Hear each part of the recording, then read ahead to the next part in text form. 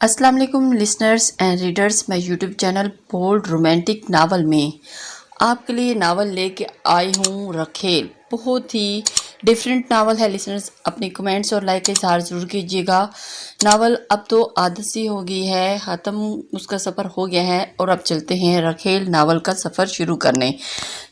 چلتے ہیں آج کے ایپیسوڈ کی جانب۔ ہائے ہائے، بشرا خاتون اپنی چھاتی پیٹتے ہوئے بیٹے کی لاش سے لپٹ گئی۔ آگ لگے تیری صورت کو، تو پیدا ہوتے ہی کیوں نہ مر گئی؟ ڈائن کھا گئی ہے اپنے اکلوتے بھائی کو۔ ہائے اور ابا ہائے، مجھے پتا تو ہوتا تو پیدا ہوتے ہی تمہارا گلا گھونٹ دیتی، تمہیں زندہ درگور کر دیتی۔ ہائے میرا بھولا بھولا شہزادہ، ہائے ہائے ہائے۔ اس کے سینے کو بھی اور آوازاری جا رہی تھی اور وہ بھی گھر کے ایک کونے میں گھٹنوں میں سر دیے خاموشی سے رو رہی تھی۔ ماں تو اسے کوس کر برا بھلا کہہ کر دل کی بڑھاس نکال رہی تھی۔ وہ کسے کوستی، کس کو برا بھلا کہتی؟ اگر ماں کا اکلوتا بیٹا قتل ہوا تھا تو وہ اس کا تو بھی اکلوتا بھائی تھا، اور اس نے کون سا کسی سے محبت کی پتنگیں بڑھائی تھی یا کسی سے ناجائز تعلقات رکھے تھے جو وہ شرمندہ ہوتی؟ وہ تو خود ایک عذاب میں پھنسی ہوئی تھی۔ اس دور میں بھی کراچی جیسے شہر میں جنگل کا قانون رائج تھا۔ ایک گنڈے کو پورے حق حاصل تھا کہ وہ طاقت کے بلبوتے پر کسی لڑکی کی زندگی اجیرن کر دے، اسے ہر وقت چھیڑتے رہے اور احتجاج کرنے پر اس کے بھائی کو بھی قتل کر دے۔ اور دلاور شیخ نے تو یہی کیا ہوا تھا، اور اس کے ساتھ سرے بازار اسے روک کر وہ بیانک دہل کہتا تھا۔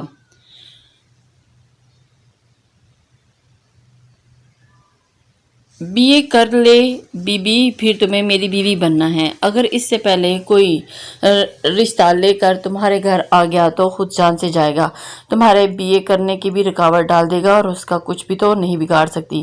بس خوف سے لرزتی کانپتی ماں کی گود میں پناہ لینے گھر کو دوڑ پڑی، اور 12ویں کلاس کی لڑکی کی عمر ہی کتنی ہوتی ہے؟ پھر باپ کا سایہ سر پر نہ ہونے کی وجہ سے وہ خود کو اور بھی غیر محفوظ محسوس کرتی ہے۔ دلاور شیخ کا نام تو خوف کی علامت تھا۔ دکاندار باقاعدگی سے اسے بھتہ دیا کرتے۔ چوری چرا کرنے والے کی بوری میں بند لاش سڑک کے کنارے پڑی ملتی، کسی گندے نالے میں ڈوبتی ملتی، یا ساحل سمندر پر اپنی تقدیر پر نوحہ خوار نظر آتی۔ پولیس والوں کو بھی اپنے گھر والے اور نوکری عزیز تھی، اسی لیے تو جب ماں کو لے کر تھانے دار کے پاس گئی تو اس نے پوری توجہ سے اس کی بات سن کر کہا تھا، فکر نہ کر مائی، ہم اس سے بات کر لیتے ہیں، مگر بہتر یہی ہوگا کہ تم لوگ یہ علاقہ چھوڑ کر کہیں اور چلے جاؤ۔ وہ ایک طاقتور شخص ہے اور اس کی پشت پہ ایک بااثر شخص موجود ہے جس کا وہ کافی لاڈلا ہے۔ قانون کا محافظ اسے ایسا مشورہ دے کر گویا باور کرا رہا تھا کہ وہ اس معاملے میں بے بس تھا، ورنہ پولیس والے مجرموں سے بات چیت نہیں کیا کرتے اور ان کی سرکوبی کرتے ہیں۔ یہاں تھانے دار کہہ رہا تھا کہ اس سے بات کر لے گا، گویا اس کی منت سماجت کرے گا، اور ایسے لوگ منت سماجت سے نرم نہیں پڑا کرتے۔ جس کے ہاتھ میں اختیار آ جائے وہ خود کو خدا سمجھنے لگتا ہے۔ فرعون نے نمرود سے خدائی کا دعویٰ کروایا اور اسی اختیار نے شداد کو اللہ پاک کے مقابل لا کھڑا کیا، اور اختیار ابو جہل کو اپنی جہالت پر ثابت قدم رکھا، اور یہی وہ اختیار تھا جس کی وجہ سے آج امریکہ نے دنیا کو تباہی کے دہانے پر کھڑا کیا ہے۔ جس درجے کا اختیار اس درجے کی منمانی کی جاتی۔ کہاوت کہ موچی کو اختیار ملا کہ اس نے چمڑے کا سکہ جاری کر دیا۔ دلاور شیخ کے پاس ایک بااثر شخصیت کی چمچہ گیری کے باعث اتنا اختیار آ گیا تھا کہ وہ ایک غریب لڑکی کی زندگی اجیرن کر سکتا تھا، جس کا قصور صرف اتنا تھا کہ وہ خوبصورت تھی۔ یہی خوبصورتی اگر صاحب اختیار اور عمرہ کے گھر جنم لے تو باعث رعب بن جاتی، اور اگر غریب کے گھر جنم لے تو تماشا اور دیکھنے کی چیز۔ بقول شاعر، اچھی صورت بھی کیا بری شے ہے جس نے ڈالی بری نظر ڈالی۔ اگر وہ معمولی شکل یا قبول صورت ہوتی تو اسے ان حالات کا سامنا نہ کرنا پڑتا۔ محلے کے آوارہ لڑکوں کو اس سے عشق کا شوق چرایا تو اسکول کے لڑکے بھی آہیں بھرتے نظر آئے۔ جب دلاور شیخ جیسے گنڈے کی نظر پڑی تو تمام اپنا منہ لے کر رہ گئے، اور ایک باحیا، باعزت اور خوددار لڑکی تھی۔ اسے نہ تو محلے کے آوارہ لڑکوں کی پرواہ تھی اور نہ ہی اسکول میں موجود عشاق کی۔ بے نیازی سے، بے دہانی سے، خاموشی سے کام لے کر ایک شریف لڑکی बस अपना काम करती जा रही थी। ऐसे बेगैरतों को अपने काम से काम रखने पर मजबूर कर सकती थी। यूं भी भौंकने वाला काटा नहीं करते और शरीफ लड़कियों को छेड़ने वाले आवारा सग ही तरह होते हैं जिनका काम ही भौंकना होता है। लेकिन इसकी बदकिस्मती कि उसे काटने वाला कुत्ता टकरा गया था। दिलावर शेख उस मोहल्ले बल्कि आस पास के 2-3 मोहल्लों का बेताज बादशाह था। वहाँ के लोग उसके मुंह लगने से गुरेज किया करते क्योंकि ऐसे गुंडों के खिलाफ ना तो पुलिस और कोई सुनवाई होती और ना ही कोई अदालत ही इंसाफ मुहैया कर सकती थी। किराए के वकील और गवाह खरीदे हुए जज भला गरीबों की क्या मदद करेंगे। उसकी माँ की ये बात अच्छी तरह जानती थी। वो दिलावर शेख के इख्तियार से भी वाकिफ थी। रही सही कसर थानेदार की बातों ने पूरी कर दी थी और इसलिए उसने हद्दुल वसी ये बात अपने जवान बेटे से छुपाए रखी। मगर कब तक एक दिन जब वो रोती लरसती कांपती घर में दाखिल हुई तो बड़ा भाई मजदूरी न मिलने के बायस पहले से घर में मौजूद नजर आया और वो घरों में रंग रोगन का काम करता था। छोटी और लाडली बहन की हालत देखते ही तड़प उठा। वो भी एक गैर मर्द की बेहुदा गुफ्तगू सुनकर गुस्से और खौफ से खोलती हुई घर पहुंची थी। माँ की आंखों के इशारे समझे उसने रोते हुए सारी बात भाई के सामने उगल दी। भैया वो कमीना मुझे रोजाना तंग करता है। कभी कॉलेज के दरवाजे पर रोक लेता है तो कभी गली के नुक्कड़ पर और कभी बाजार में बेहुदा और गंदी गंदी बातें करता है। फिल्मी हीरो की तरह भड़के मारकर मोहब्बत का इजहार करता है। कहता है कि मेरी बीए करते ही ज़बरदस्ती मुझसे शादी कर लेगा और अगर इससे पहले मेरा रिश्ता लेकर कोई आया तो उसे जान से मारकर उसी वक्त मुझे बीवी बनाकर ले जाएगा। कौन है वो बदबख्त? उसका भाई शाहनवाज गुस्से में कांपता हुआ चारपाई से खड़ा हुआ और आगे बढ़कर उसे साथ लिपटाते हुए बोला, जब तक मैं जिंदा हूँ मेरी गुड़िया की तरफ किसी ने आंख उठाकर भी देखा तो उसकी आंख जिस्म का हिस्सा नहीं रहेगी। दिलावर शाह ने उसकी सिसकियां लेते हुए उस गुंडे का नाम लिया। शाहनवाज फौरन घर से बाहर निकल गया। माँ ने उसे रोकने की बड़ी कोशिश की मगर बेटियों की तरह लाडी बहन की आंखों में नजर आने वाले आंसू देखकर वो अपनी खवास खो बैठा था। वहां से वो भागते हुए दिलावर शाह के अड्डे पर पहुंच गया था। मगर वापसी पर एक हमदर्द रिक्शे वाला लेकर आया था। दिलावर शाह के अड्डे के सामने ही उसे बेयारो मददगार पड़ी लाश उस ड्राइवर ने इसलिए रिक्शे में डालने की हिम्मत की थी और उसका दूर पार का रिश्तेदार था। 2-3 घंटे पहले बहन को छेड़ने वाला इबरत का नमूना बनाने का दावेदार दिलावर शेख का तो कुछ नहीं बिगाड़ सका, अलबत्ता अपनी जान देकर कम से कम बेगैरती की जिंदगी जीने से बच गया था। अकलौते बेटे की लाश देखकर उसकी माँ पागलों की तरह बस उसे ही कोसी रही और उसके अलावा उस बेचारी के बस में ही था ही क्या। तनाविश तो पैदा ही क्यों हुई? मैंने तेरे मुंह पर तेजाब क्यों ना फेंका? अरे तेरे चेहरे पर ची ही निकल आती तो मेरा गबरू बेटा मुझे छोड़ कर न जाता। उसकी माँ का मौजबाना और बवेला जारी रहा। मोहल्ले की 2-3 बूढ़ी औरतें उसे संभालने की कोशिश करने लगीं मगर जवान बेटे की मौत कोई मामूली सदमा नहीं था। वो किसी की बात समझने के काबिल होती रोती सीने पे कोबी की तरह किसी बात का सुन नहीं रही थी। तनाविश के अंदर नफरत का ऐसा अलावा रोशन था जो हरगिज़ भस्म कर देने पर तुला था। बाप जैसे भाई की मौत उसे भी हजम नहीं हो रही थी। घुटनों में सर दिए बस अपने परवरदिगार से शिकवा कना कर रही थी। कभी कभी वो खुदकुशी का सोचने लगती और उसके मरने के बाद कम से कम उसकी माँ तो सुकून में आ जाएगा। मगर खुद को हराम मौत के हवाले लेकर अपनी आहरत बर्बाद करके उसे क्या मिलता? दिलावर शेख तो इसी तरह दंदनाता फिरता और उसके बाद किसी और गरीब लड़की की इज्जत के दर पे हो जाता, जबकि वो उसे इबरतनाक मौत मारना चाहती थी।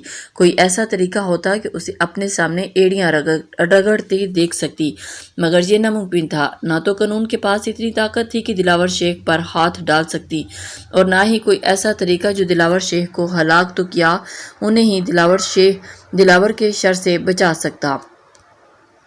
जनाजा उठा और माँ बेटियां तड़प तड़प कर गश खाकर गिर पड़ी।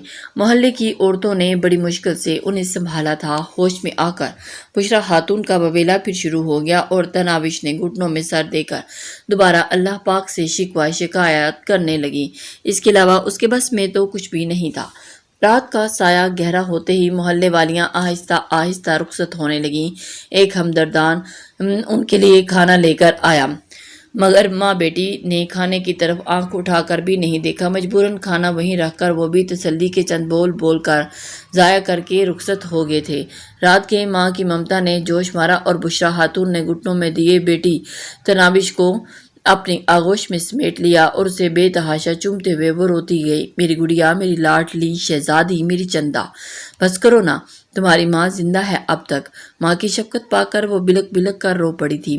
بشریٰ خاتون اسے مناتی رہی، دلاسا دیتی رہی، وہ ماں کی لاڈلی ہی تو تھی اور بھائی کی موت میں اس کا کوئی قصور بھی نہیں تھا۔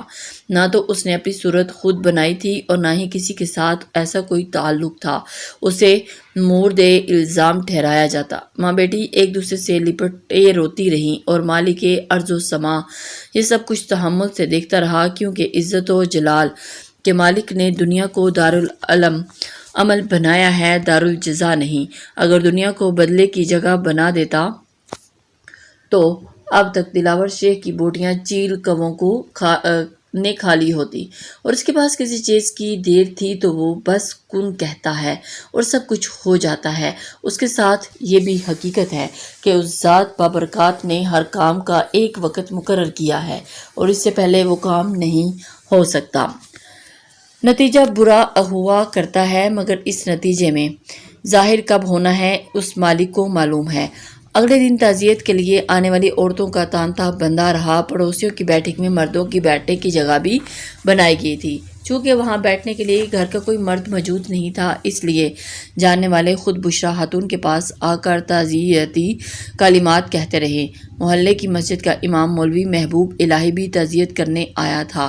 تنابش کے سر پر ہاتھ رکھ کر اس نے تسلی بھرے کلمات کہے، اللہ پاک کی رضا میں راضی رہنے کے فوائد پر روشنی ڈالی، اور آخر میں بشریٰ خاتون کو مخاطب کر کے مشورہ دینے لگا، بشریٰ بہن، یہ موقع ایسی بات کرنے کا تو نہیں ہے، لیکن بہتر ہوگا کہ اگر کسی میڈیا کے نمائندے سے مل کر اسے اپنے مسئلہ آگاہ کرو تو شاید اس بدبخت سے تنابش بیٹے کی جان چھوٹ جائے۔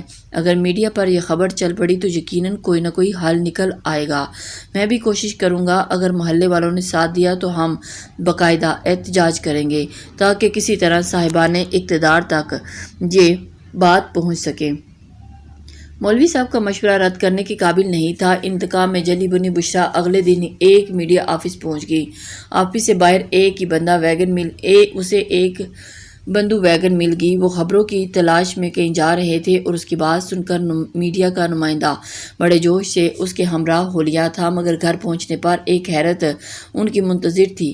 دلاور شیخ اپنے گروہ کے ساتھ وہاں پہلے ہی کھڑا تھا۔ اسے کسی نے یہ خبر پہنچا دی کہ مولوی صاحب کے کہنے پر بشریٰ خاتون میڈیا سے رابطہ کرنے نکل پڑی ہے۔ بشریٰ کو 3 ننگی گالیاں بکنے کے بعد دلاور شیخ اپنے گنڈوں کے ساتھ میڈیا والوں پر پل پڑا، اور پھر 3 آدمی تھے، ڈرائیور، کیمرہ مین اور رپورٹر۔ ان تینوں کو کھینچ کر دلاور کے گنڈے ساتھی ویگن کے ساتھ باہر لے آئے۔